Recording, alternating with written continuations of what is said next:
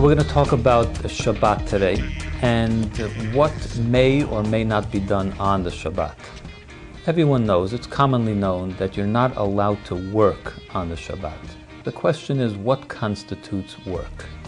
Is work moving furniture around in your home? You want to move the couch from one side of the room to the other. Is work writing a letter? What does mean work? What is not considered work?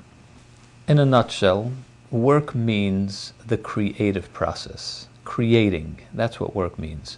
What is considered creating and what not? So our sages in the Talmud tell us that whatever was done in the construction of the tabernacle in the desert, the holy temple in the desert, that is considered to be work. There are 39 of these principal types of work which were done in order to prepare for the building of the temple, and that's what's considered work today. We'll go through each one at a time. So we begin today with plowing. Plowing is the first of the 39 principal works. Plowing in the time of the desert, of course, they needed to plow in order to plant, in order to get the plants that they used for dyeing the different curtains that were used in the temple. So the plowing is a principal work. Plowing, everybody knows, in the time of the temple they would have a cow or another animal that would pull a metal plow in order to dig up the earth. So digging up the earth in preparation for planting is plowing.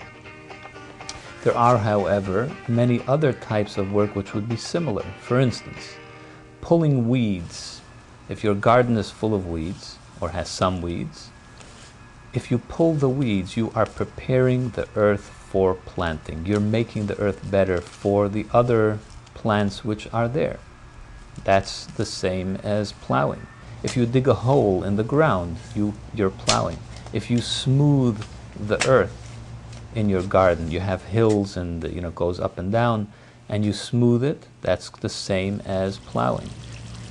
The second on the list of the 39 is planting, causing things to grow. In the time of the temple, this was an obvious thing. You took seeds, you put them in the ground, and they grew. So putting those seeds in the ground would be the principal work of planting. There are, however, derivatives of that as well. For instance, if one were to put flowers, budding flowers, into a vase with water, you're going to cause those buds to open. That's also planting. If you water your grass, you water your lawn, you water your flower bed, you're also causing the plants to grow. Also, pruning a hedge or pruning any plant for the purpose of making it grow better, whether you're pruning dry, dead branches or you're pruning live branches for the purpose of allowing it to grow nicer or better in a different shape, is also planting, because the purpose of pruning it is for growth. The third of the 39 principal works is harvesting. In the time of the temple, harvesting was an obvious thing. You planted plants, you harvested, you cut them off from their source of growth. In a modern day, the obvious would be, of course, picking fruit. If you were to pick fruit off a tree, if you were to pick flowers because you want to bring them and put them in a vase, cutting those flowers off from their source of growth is harvesting. If you were to cut wood for the purpose of firewood from a tree, for the purpose of burning it in a fireplace or campfire, that is harvesting. Here I would like to give a few examples of rabbinic prohibitions. Because it's prohibited to harvest, the sages of old prohibited climbing a tree or doing anything with anything that is attached to a tree. For instance, hanging something on a tree, or leaning on a tree even, because you may come to break a branch or pull a leaf off and so on. Another thing that would be rabbinically prohibited as a result of harvesting would be mowing your lawn.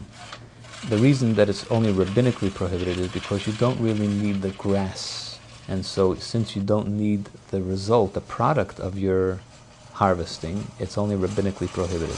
In a nutshell, any work on the garden or your lawn is prohibited on the Shabbat. You'll have to leave it for Sunday.